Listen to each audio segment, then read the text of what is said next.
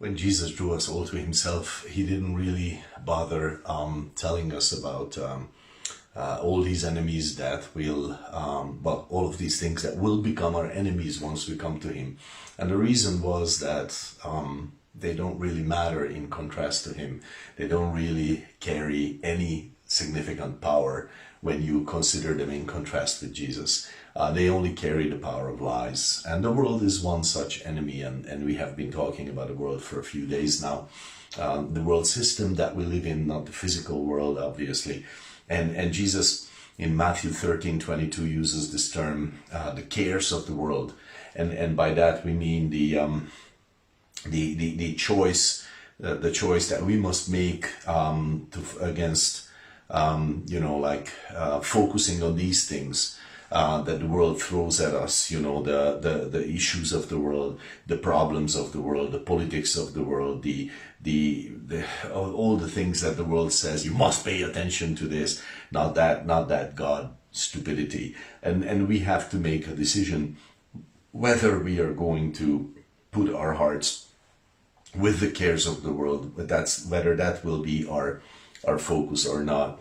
And I mentioned yesterday morning that cares of the world, like the world has like an endless bag of cares that it can just throw out for you. And it's kind of like when I was a little kid, I immensely enjoyed feeding the chicken in my grandma's backyard. Not because I liked them so much, but just the fact of control. Because chicken are such simple-brained creatures, little, basic automatons, almost.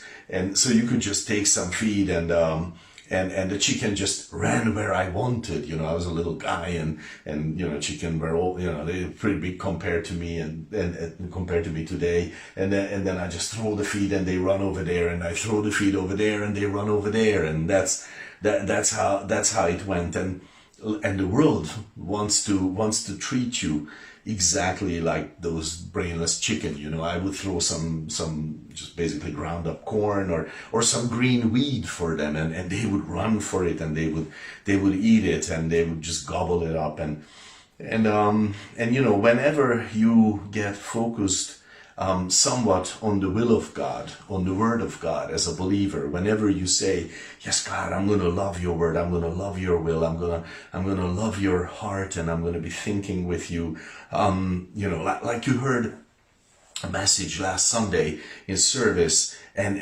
when God was real to you and you just kind of wanted to take hold of it. And then the world immediately goes like, hey, there's some feed over here, run over here instead, it's let's try the feed of anxiety, worry about this and fill your heart with that worry instead of that God trash thingy, like this is how the world operates. I'll toss you a new romance. Is that new romance? Yeah, I'll toss you a new romance or a new financial opportunity or anything, some new information to freak you out about, I don't know, the world state. That's easy. There's a lot of that going around. Just don't give any of your heart to that God trash. Run over here, run over there. And the world wants to treat you like those brainless chicken, basically. And this is how the cares of the world work in our lives. It's pretty demeaning, isn't it? Yeah, it is. That's the world for you. That's the world system for you believers. But I want to close with some a good point, with a positive point. It's good news if you're a believer. 1 John 2:17 says, and the world passes away and the lust of it, but he that does the will of God abides forever. This world will end. And we will not always have to say no to it. We will not always be tempted by it. It will not always have the power to try to draw us away from God and from thinking with him and living with him in this world and being active with him in this world. It will not always be so. But I just want to encourage you, begin that today. You needn't wait until God closes down this world. You can start that today. You can make choices against it today. And I encourage you to do that, to not just run mindlessly for the chicken feed that is thrown out in the world for all of us. So just chew on that instead of the chicken feed, and God bless your day.